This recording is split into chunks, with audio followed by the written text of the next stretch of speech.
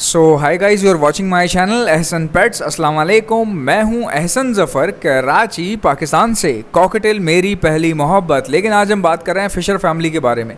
देखें, आजकल आपको पता है फ़िशर फैमिली का बहुत ट्रेंड उठा हुआ है, और चूँकि ये सस्ते होना शुरू हो गए हैं तो हर गरीब आदमी भी इसमें आने की कोशिश कर रही है, बस कर रही है। तो पहले ये बहुत ज़्यादा एक्सपेंसिव थे ओपलाइंस वगैरह, अब इनके रेट नीचे आ गए हैं तो फिर बहुत ज़्यादा नीचे आ गए हैं। तो जो नीचे के बंदे हैं ना, उनका भी आजकल दिल कर रहा है। तो मेरे जैसे गरीब लोग भी कुछ कोशिश कर रहे हैं, कुछ थोड़ा बहुत थोड़ा सा जो है ना ख़रीदने की और कुछ शौक़ पूरा करने की। तो बहुत अच्छा मौका है कारोबार करने का। काफ़ी सारे लोग ख़रीदने की कोशिश कर रहे हैं, कुछ लोगों ने ख़रीद के डाल दिए हैं और कुछ लोग ख़रीदेंगे।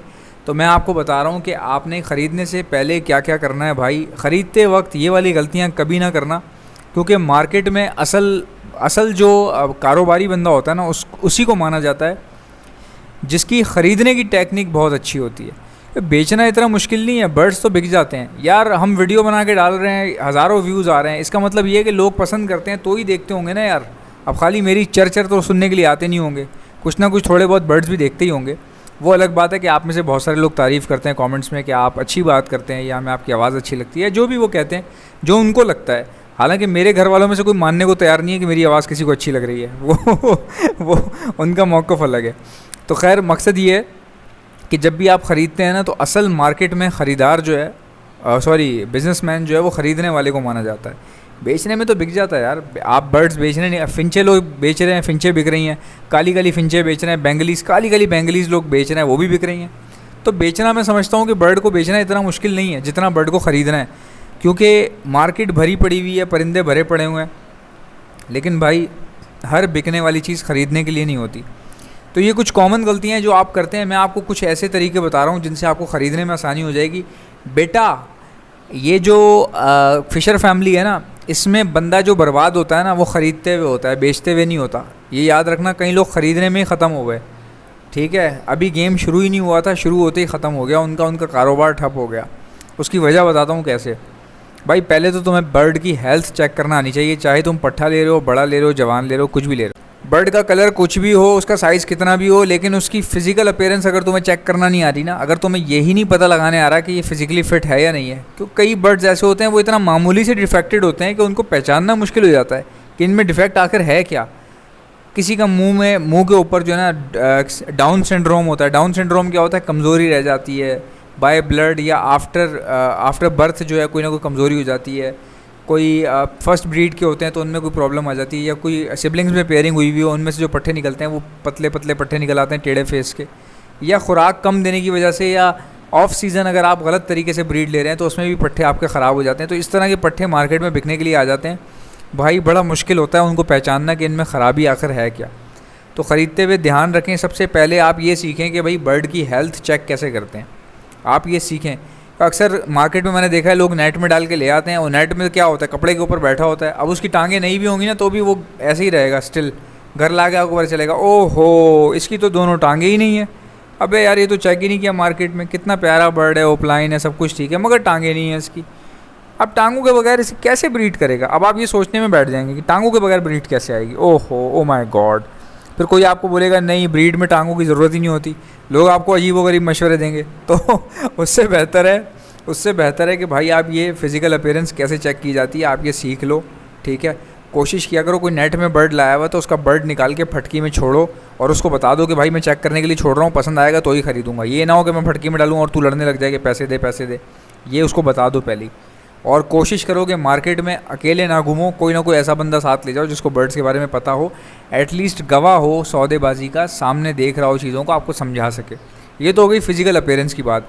इसके बाद मैं आपको बताता हूँ, अगर आपको कोई दोस्त ये बोले कि आओ मैं तुम्हें दिलवाता हूँ, तो अब मुझे नहीं पता आपके दोस्त कितने अच्छे हैं, क्या करते हैं, या क्या आपके क्या हालात हैं या उनके क्या हालात हैं, लेकिन 90% हरामीपन जो है ना, मैंने दोस्तों के थ्रू होते हुए देखा है। मजाक नहीं कर रहा भाई। जितने बड़े बड़े ब्रीडर हैं ना, इनके मार्केट में एजेंट घूम रहे होते हैं, यानी कि इन्होंने कमीशन बांधा हुआ होता है कि तू मेरा ये माल बिकवा, तुझे मैं इतने पैसे दे दूँगा, ठीक है। उनका यही काम होता है, बंदे पकड़ना। क्या चाहिए? ऑफलाइन चाहिए? हाँ, मिल जाएंगे।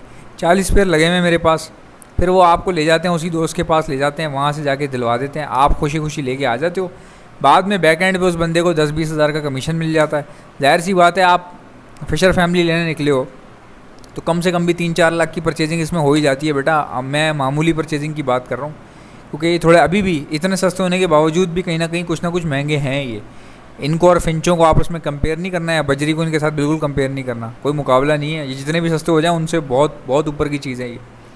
तो लोग जो है ना ख़रीद के ले आते हैं, फिर बाद में उनको पता चलता है ये तो ये है, ये तो सारे फलाने हैं, इसका तो डीएनए नहीं हुआ हुआ, इसका ये नहीं हुआ हुआ, इसका जेंडर नहीं पता, एक पट्ठा है, एक बड़ा है, एक की टांग ख़राब है, एक का नाखून नहीं है, एक की आँख ख़राब है, एक की चोंच ख़राब है, एक की ज़बान ख़राब है, किसी के चीचक शुरू हुआ हुआ है, किसी के होने वाला है या किसी के हो चुका है।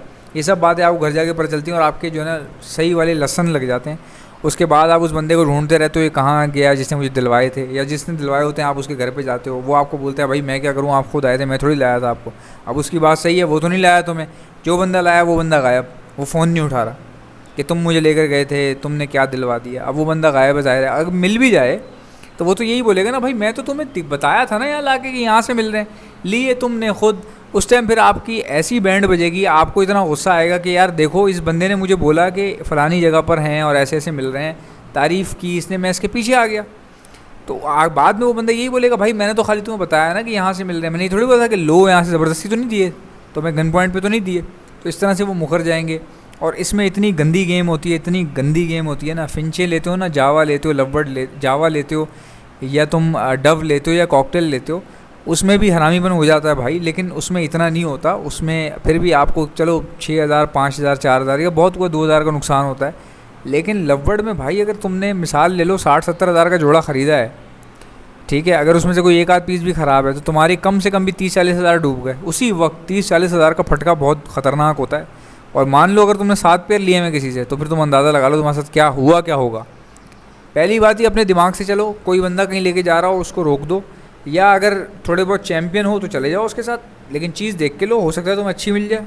अब हर बंदा तो गलत नहीं होता ना यार, कि आप हर बंदे पे शक करोगे तो फिर आप पे भी कोई ना कोई शक कर रहा होगा इस तरह से। तो इसीलिए कहते हैं कि आप ख्याल रखें, ज़रूरत से ज़्यादा शक ना करें। अगर आप शक करेंगे तो फिर आपका शक रुकेगा नहीं यहाँ पे, फिर हर जगह पे शक चलता रहेगा और ये शक आपको ले डूबेगा। ठीक है भाई, अच्छा ये बात हो गई। दूसरा आपने ये करना है कि भाई आपने कोशिश करनी है कि आप पट्ठे ले लो, किसी बंदे के सेटअप पे विज़िट करो, उसके पेरेंट्स चेक करो, उसके पट्ठे चेक करो, उस पट्ठों को भी चेक करो कौन से लेने वाले हैं इसमें। उससे पूछो ये पट्ठे कितने महीने के हैं, अपना अंदाज़ा मारो, जानबूझ के बोलो यार ये तो 2.5 महीने के लग रहे हैं। अब पट्ठा जो है ना कम से कम भी होता ही 2.5 महीने का, सबसे कम जो पट्ठा होता है वो 2-2.5 महीने का होता है। उसको बोलो यार ये मुझे तो 2.5 महीने का लग रहा है। अब वो फिर देखें वो आपको क्या बोलता है। फिर वो आपको बोलेगा अबे नहीं भाई क्या हो गया, अब इतने भी छोटे नहीं है, कम से कम 3.5 महीने के हैं। इससे क्या साबित हो रही है कि अगर आप डायरेक्टली उससे पूछोगे ना कि कितने महीने का है, वो आपको बोलेगा 5-6 महीने का है। तो इससे पहले कि वो 6 महीने बोले आप बोलो यार ये तो मुझे तो 2.5 महीने का लग रहा है, फिर वो आपको सही ओरिजिनल बात बताएगा, नहीं नहीं ये असल में बस 3 महीने का है, बस 3.5 महीने का, इतना 2.5 महीने का इतना छोटा भी नहीं है। फिर वो आपको सही बात बताएगा। तो वो पट्ठे जो है पट्ठों की एज के हिसाब से ख़रीदें, उनको ख़रीदने के बाद बल्क क्वांटिटी में ले लें, कोई मसला नहीं है यार। अब देखें जब पट्ठा होता है ना तो मालिक को भी नहीं पता होता कि ये बड़ा होकर क्या बनेगा, तो फ्रॉड का तो सवाल ही पैदा नहीं होता कि कोई बंदा आपको सारे फीमेल दे देगा या सारे मेल दे देगा। 10-20 दाने उठा लो, रॉकेट उठा के घर ले आओ, तैयार करो कॉलोनी में, उसके बाद आप उससे ब्रीड ले सकते हो। और याद रखो तैयार करते हुए जब पट्ठे तैयार किए जाते हैं ना तो अक्सर लोग बड़ी बड़ी कॉलोनियाँ बना देते हैं, बहुत बड़े बड़े कमरों में छोड़ देते हैं। ऐसा नहीं करना चाहिए यार, परिंदे को फ्लाई चाहिए। अगर तुम पट्ठे तैयार भी करना चाहते हो ना तो मैं तुम्हें बताता हूँ कि कितना साइज़ होना चाहिए एवियरी का, जो मैं समझता हूँ फ्लाइंग केज का साइज़ कितना होना चाहिए। भाई मेरे हिसाब से ना 3 फुट हाइट होनी चाहिए, 3 फुट साइड लेंथ होनी चाहिए, और जो हॉरिजॉन्टल लेंथ है यानी कि जहाँ पे परिंदा हॉरिजॉन्टली उड़ेगा वो कम से कम भी 5 फुट होनी चाहिए। 5 से 6 फुट रख लोगे तो मसला नहीं है, 6 फुट भी हो जाएगी तो भी प्रॉब्लम नहीं है, क्योंकि परिंदे को हॉरिजॉन्टली उड़ना है। ये होती है एवियरी। ठीक है, इस तरह की क्या होगा कि 3-3 फुट की 2-3 बना पाओगे ऊपर नीचे। अगर तुम एक बहुत बड़ी बना लोगे तो उसका फ़ायदा नहीं है। वो पट्ठे क्या होता है इतने आदी हो जाते हैं इतना ज़्यादा उड़ने का, जब वो तैयार होते हैं, जब ब्रीड पे आते हैं ना वो, तो छोटे पिंजरे में बहुत टाइम लगता है उनको सेट होने में। ब्रीड तो आ जाती है यार, मसला नहीं है, लेकिन उनको टाइम लगता है। और उनमें से कुछ जो है ना वो दिल बर्दाश्ता हो जाते हैं, वो बेचारे नाराज़ हो जाते हैं कि यार ये क्या हो गया, पूरी ज़िंदगी हम जिसमें पले बड़े ये बेंचो कहाँ डाल दिया उन्होंने। तो इस तरह की बातें वो सोच लेते हैं कि यार ये कहाँ डाल दिया उन्होंने। तो वो इससे आपको नुकसान हो सकता है थोड़ा बहुत। ये जो मैंने साइज़ बताया एवियरी का इतना रखें ताकि फिर जब आप उसको 2x3 में डाल रहे हैं या 2 बाय 4 में डाल रहे हैं उसको ब्रीडिंग के लिए, तो एटलीस्ट ब्रीडिंग आपकी रुकेगी नहीं और बर्ड को भी एडजस्ट करने में कोई प्रॉब्लम नहीं होगा, ठीक है ना। तो ये सारी चीज़ें, मेरा मकसद सिर्फ क्या होता है यार, आपको नुकसान ना हो, वरना यार देखो व्यूज़ मुझे मिल रहे हैं अल्हम्दुलिल्लाह, पैसे अल्लाह ताला देता है। आप लोग दे सकते हो पैसे, आप नहीं दे सकते, अल्लाह देता है। आपको कौन दे रहा है? मैं दे रहा हूँ, नहीं आपको भी अल्लाह दे रहा है, सबको अल्लाह देता है। लेकिन मेरी ख्वाहिश क्या होती है कि आपको नुकसान ना हो, आप लोग अगर अच्छे से बिज़नेस करोगे तो ही मुझे खुशी होगी। आई होप कि मेरी वीडियोस आपको अच्छी लगती होंगी। अगर आपको अच्छी लगती है तो लाइक करना, चैनल पर नए हो सब्सक्राइब कर लो, फौरी तौर पे अपने दोस्तों को भी बता दो। इंशाल्लाह आपसे मुलाकात होगी नेक्स्ट वीडियो में, तब तक के लिए अल्लाह हाफ़िज़।